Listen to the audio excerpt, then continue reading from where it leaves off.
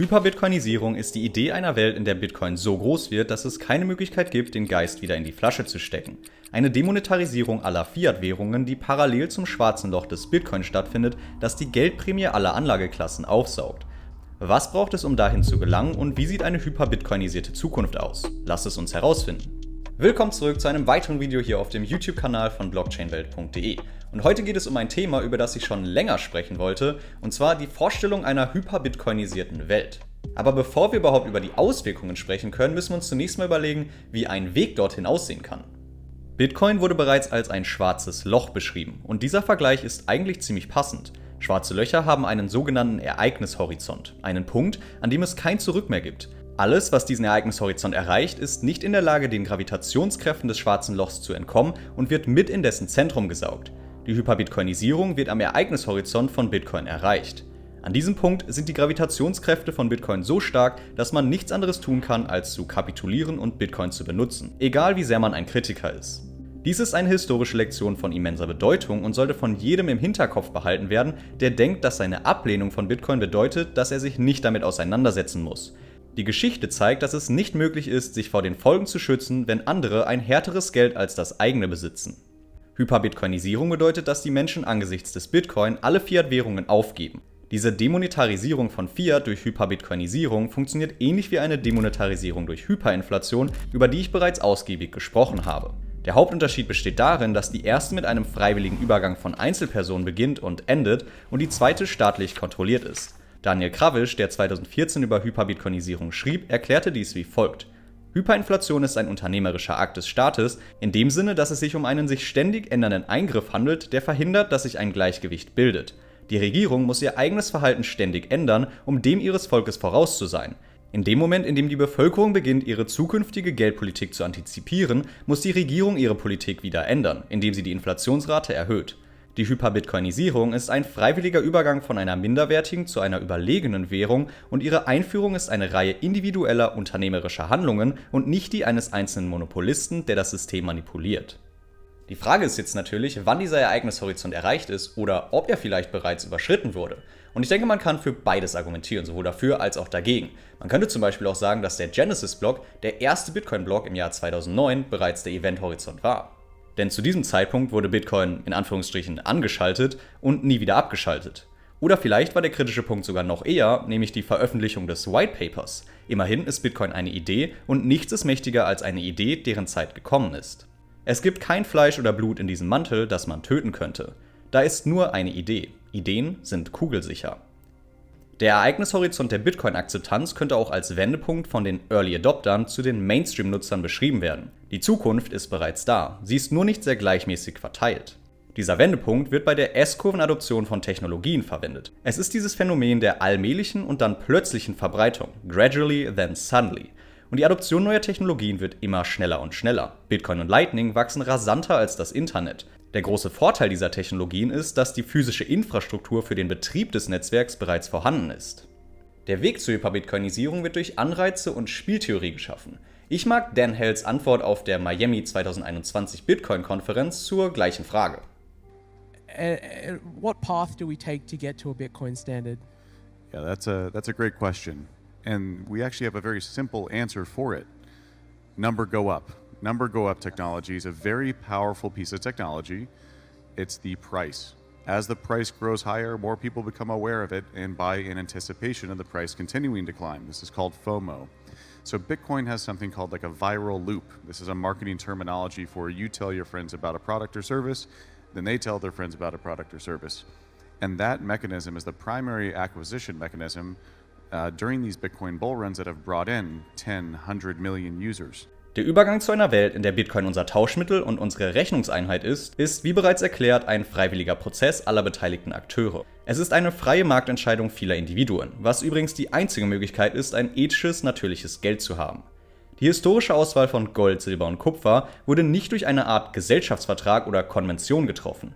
Vielmehr war sie das Ergebnis einer spontanen Konvergenz vieler individueller Entscheidungen. Als natürliches Geld können wir jede Art von Geld bezeichnen, das durch die freiwillige Zusammenarbeit handelnder Personen in Gebrauch kommt. Aber glücklicherweise bleibt kein Geldsystem für immer und keine Reservewährung für die Ewigkeit. Schon gar nicht eine Fiat-Währung, denn die haben in der Geschichte eine 100%ige Sterberate. Also vielleicht ist es Zeit für einen neuen Geldstandard, den Bitcoin-Standard. 30 to 40 years, different monetary system, 30 years, 28 years, 39 years plus. What's next? The world is going to have a new monetary system in this decade that we're in.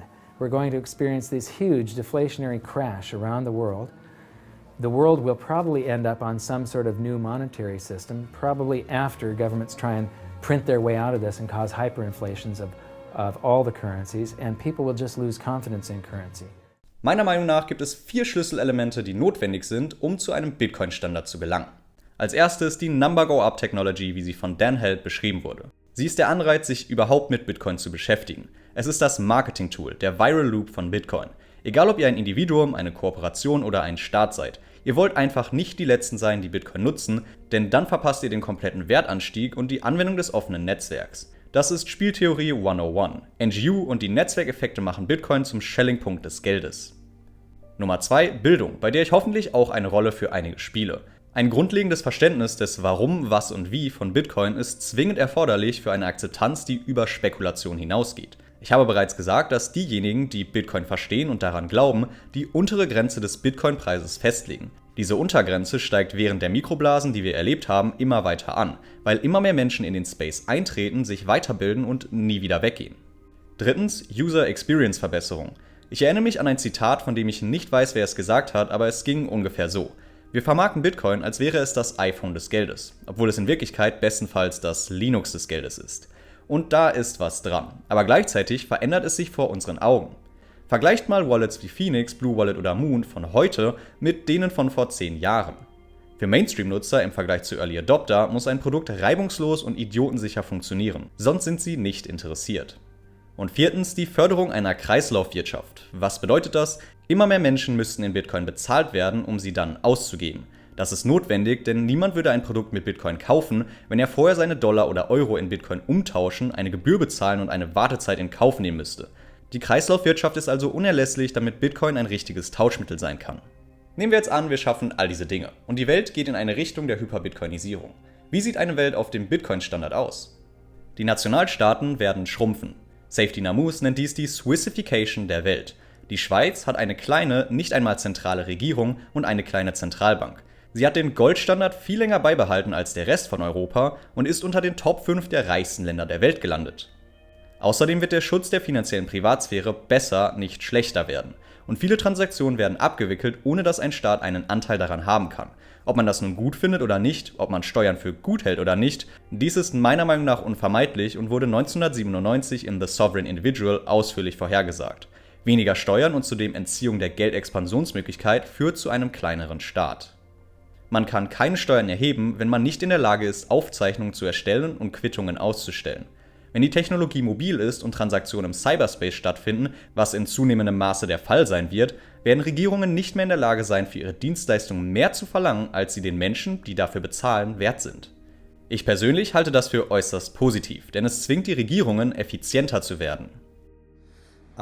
In my opinion, what inflation financing governments allows governments to do is to spend first and ask questions and ask for forgiveness later, which works out very well for people in power, but doesn't work out very well for the citizens whose wealth is being devalued from the inflation.